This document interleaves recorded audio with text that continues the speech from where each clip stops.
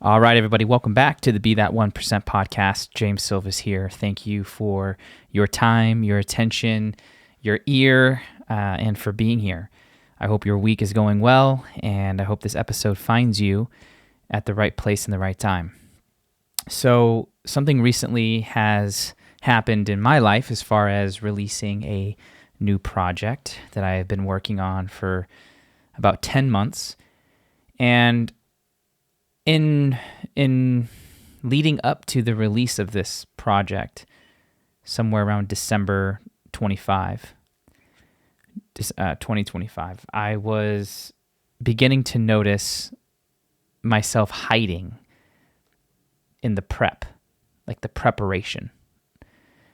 This was a big project. I was really excited about it. You know, when I would tease out the idea to those closest to me, it was met with like really good feedback and excitement, and you know that felt good. And I was continuing to refine and challenge my thinking and make sure that this program, you know, flows and that the structure is right and it's not too much, but it's the right amount of information, and you know, all of that prep work, which is helpful and really good to think through potential problems that someone can have, or the customer experience, or the impact that you're wanting to make. These are all necessary to make something good, right? And for me, I have high standards. Like if I put my name on it, I want it to be of a certain quality. And so whether that's the relationships I choose to be a part of and build, opportunities I choose to take, like I am very aware of how that is a representation of how I view myself and what I believe. And if I'm putting something out in the world, I want people to know that there was time taken to curate whatever it is. And so I use that lens when building anything, whether it's a conversation or, you know, in this case, my 1-year program, self-study, all on mastery. And I kept refining. I kept talking to myself about, you know, what I wanted to put out and where I think it could be better, and changing words here, asking different questions there. And I started to realize I'm hiding. That this preparation, you know, feels responsible, feels like I'm doing the right thing. And again, I am, but I think it was fear, just pretending to be like fronting as discipline. Well, it's just not there yet. It hasn't reached the standard that I think it needs to be.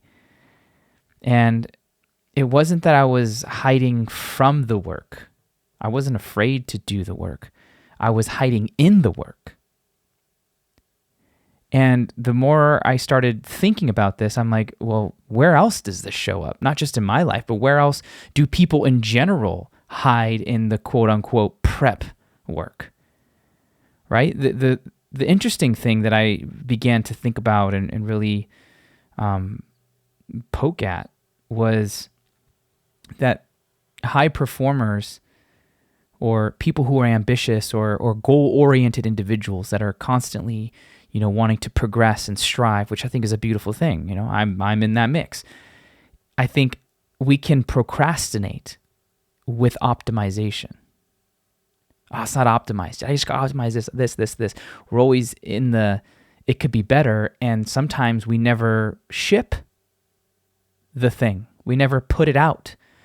We never put it on the market, right? And this prep gave me the feeling of progress. I am making progress. This is getting better. It reads better. It feels better. I am making progress. It is true. But without the risk of exposure. And then I started digging into the psychology of hiding in, let's call it the prep work, right? What is it? Why? And here are a few things that I came across. One is the prep is the armor. As long as it wasn't released, then it couldn't be judged. It was unfinished. This I call it the inner upgrade. The inner upgrade, my journal, my experience, my program, as long as it was unfinished, it was still potential. And potential is safer than reality. Second thing I think is identity protection. If it's unfinished, it can still be perfect in theory. In my head, it can still be the grand idea, the grand vision that I hold it as. It hasn't contradicted my self-image yet, or what I want to be known for. And that perception of how other people may view me or think about it, and then associating that to me. And, the longer something stays internal, the longer it can stay ideal. It's unblemished. It hasn't been battle tested. There hasn't been any holes poked into it, right? And that can make me and anyone feel good. There's no risk, right? And then the third thing is control. The prep is control. I'm still working on it. I get to do this. I'm doing that. I'm doing this. I'm dictating what's happening. But the moment I execute, the moment I push send, the moment I reveal it, and then the feedback comes, and I can't control the feedback. Right? And a lot of times I think we can choose control over growth. And when we do that, the cost is high. The cost of prepping, over prepping, is that our skills can begin to atrophy because they're not battle tested. They're not getting real world feedback. And when that begins to happen for long periods of time, then we can have a mismatch with reality. What we think reality is versus what reality actually is gets further and further apart, and we live more in a distortion. Maybe thinking we're better than we are, or thinking we're worse than we are, because we're not interacting with the world. We're living in our head, in our own fantasy of what we want to be true and what we hope to be true, and never risking if it is or not. And there's a great line by Tony Robbins that says, "Stay in your head, you're dead." And man, that couldn't be more fitting for how we live in today's society. We're always in our head, analyzing the next step, thinking about 6 years from now, missing the moment, thinking about the past and how the past might come back in the future, trying to stay ahead of it. Anxiety's on the rise. There's just so much to think about that we can be exhausted just from thought alone, which is pretty wild when we think about it. Right? And if that happens, then the cost of over-prepping begins to erode our self-trust. Well, I told myself that I'd have it done by X, Y, and Z, and it's not done. And here I am still prolonging, right? And again, we won't get the feedback. Our only feedback is the feedback that we have on ourselves, and that's just one-sided. We need perspective to find it, to orient, right? And so as I stepped out of this catching of myself hiding, I decided, okay, I need to do something about this, because clearly the optimization is never going to stop. There's always something that can be better. And if I don't do something now, I'm never going to, right? And so I caught that.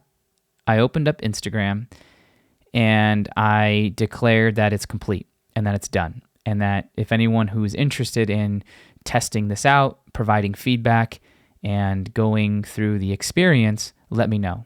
And a handful of people reached out and now was able to facilitate the delivery of that experience while also getting feedback. But that never would have happened if I didn't say it. If it was just an idea that kept living in my head on my laptop. And so how do I and you stop hiding? And by the way, this doesn't just show up in work. This shows up in your relationships too, right? If for those who are just out of a breakup or who are single or, maybe even in a relationship but aren't going to the next level of what their relationship is, can fall into the, quote unquote over prep of I'm working on myself. I'm just really focusing on myself right now. And that may be true. And again, sounds idealistic. And it might actually be what you need. And I'm not here to judge you. I'm here to ask you the question of why. If it truly is that to focus on yourself and that you are doing the work, amazing. But you also want to ask, is this fear? Is this fear of me exposing myself to another human that could hurt me again? Could it be that I'm delaying vulnerability and getting to feel virtuous on the outside? I can tell people a good story about working on myself, going to therapy, journaling, having my own yoga routine and my, 3-hour morning, rituals, which is great and good for you. But also, is it delaying you being in a relationship if that's really what you want? Right? And this episode is really just to really produce some reflection. And in today's society, we do very minimal reflection. We're moving fast. We got a lot going on. And, this episode is not necessarily saying that you need to slow down per se, but we do need more reflection time. Because if we don't have the reflection, how are we going to piece together what's working and what's not working? How are we going to be able to make better decisions? How are we even going to know how we make decisions if we don't take time to piece together what's already happening, to connect the dots? And the smartest people I know, the most effective and efficient and influential people I know are very intentional and conscious about the choices that they make, the decisions that they have daily. And that comes through reflection, right? And is the I'm still working on myself a fear of really being seen? Is I'm waiting for this project to get to a certain stage before I put it out in the world really just a delay of a perception that may change if you release it into the world? For me, it was. I understand that might not be your reality. And that's fair and that's true. And again, this is just a question that you get to ask yourself. Where am I hiding in the prep? Where am I hiding at work? Where am I hiding in my relationships with others and with myself? What am I avoiding? What am I not willing to look at? What am I staying too busy for so that I don't have to acknowledge? Because busyness is one of the most common coping strategies. If I just fill my calendar up with enough stuff, then I won't have to address the big things that actually scare me, that would actually produce the most change. And Kevin Kelly, who is used to write for the Wall Street or New York Times, had a quote that says, whenever you're faced with a fork in the road, choose the one that produces the most change. And I loved that because it's natural to choose safe, to choose comfortable, to choose predictable, to choose certainty. But then we also got to understand that certainty is an illusion. You're never going to know it all. You're never going to have 100% of the information you need before you move. In the Netflix documentary Stutz, he's a psychologist, psychiatrist to Jonah Hill and to many other famous individuals. He says there's 3 truths that life will give you no matter who you are, where you're from. 1 is uncertainty. 2 is pain. And 3 is work. But the first one, uncertainty. People hate uncertainty maybe more than anything else. They want to know. I hate not knowing. And so I'll stay in a relationship that I know sucks, that I know I shouldn't be, that I know is not good for me because I'm afraid of the uncertainty of not being able to find a partner. I'll stay at this job that I don't like because it provides certainty of finances, of predictability. I know what I'm going to get. Yeah, I sit next to really toxic people and I put up with things I probably shouldn't, but it's better than going on the hunt and not getting anything, right? We're always playing it safe.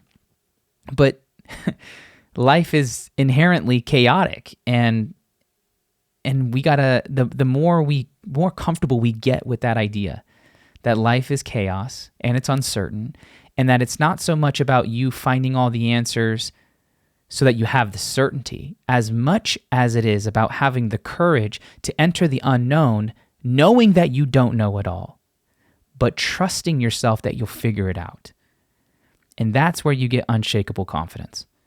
That's where you have that inner trust that is just bulletproof, that no matter what scenario, and you're like, whew, this sucks. This is not what I wanted. This is a really bad situation, but I bet on me.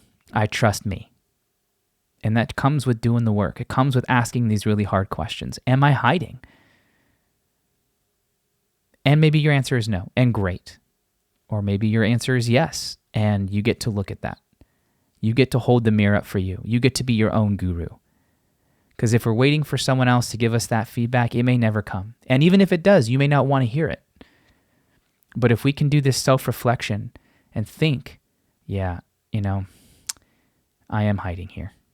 Or I've been lowering my standard to fit in or to be viewed a certain way, right? We got to be able to see that, because that stacked over months, years, decades is going to erode your vitality, your life force, and pretty soon you won't even recognize who you see in the mirror. You'll be so out of alignment that you'll forget what alignment even feels like. And that's worse than anything, right? So how do we stop hiding? One is and this is more on the work front, you can probably deduce what it would be for the relationship side if that's one of the areas where you quote unquote might be hiding. But how do we stop hiding? Is to ship before you're comfortable, to ship the work, right? Not to do it recklessly, but before you feel ready. Like when I went on Instagram and was like, hey, it's done. Yeah, I wanted to still work on it. Yeah, it could be way better. And just do it. Get real world feedback. Put it into the world. Get into the arena. It's how you grow the fastest. It's how you improve the quickest. And it's the fastest way to develop any skill. How do you develop anything? You need to battle test it, and you got to get feedback.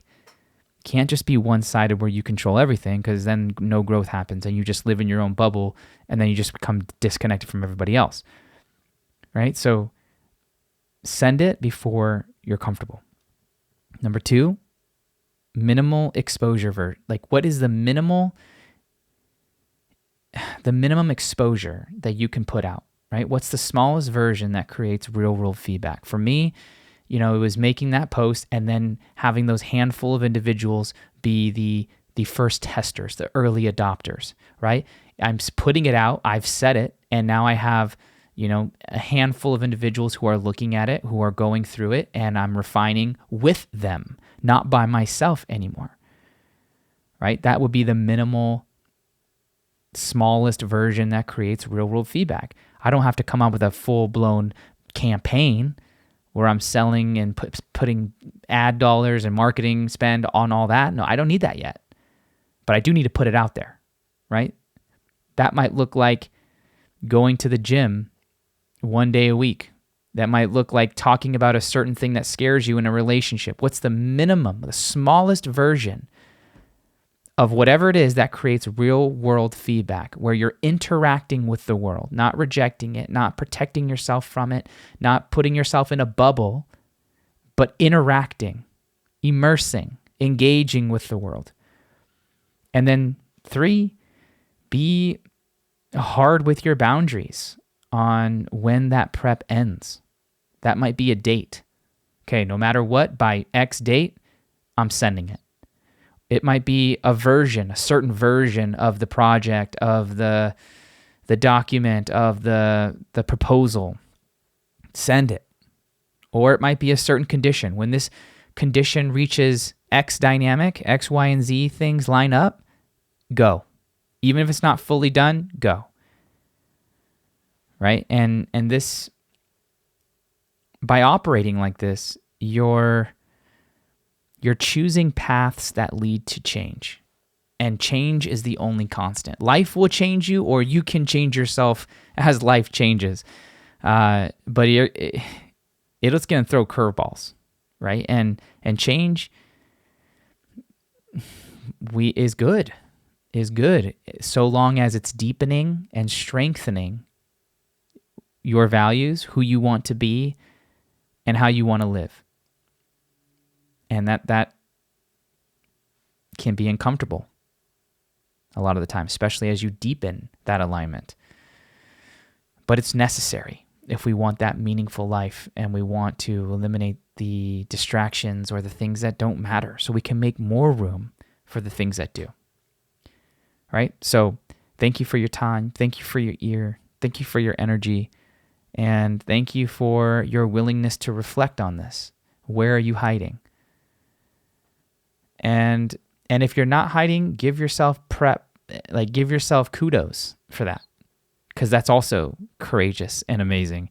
And if I know one thing about people who are very ambitious and goal-oriented, they don't give themselves enough praise on the work that they are doing. So shout out to you if you're doing the work that no one sees behind the scenes. You're doing the journaling, you're in the meditations, you're in the wrestling with who I am and what I want to do and who I want to be. And that's hard work, and it's the most rewarding work. And I see you, I hear you, thank you. And until next time, keep putting your work out there, keep leading from the front, and be intentional with who you are and what you do. Much love.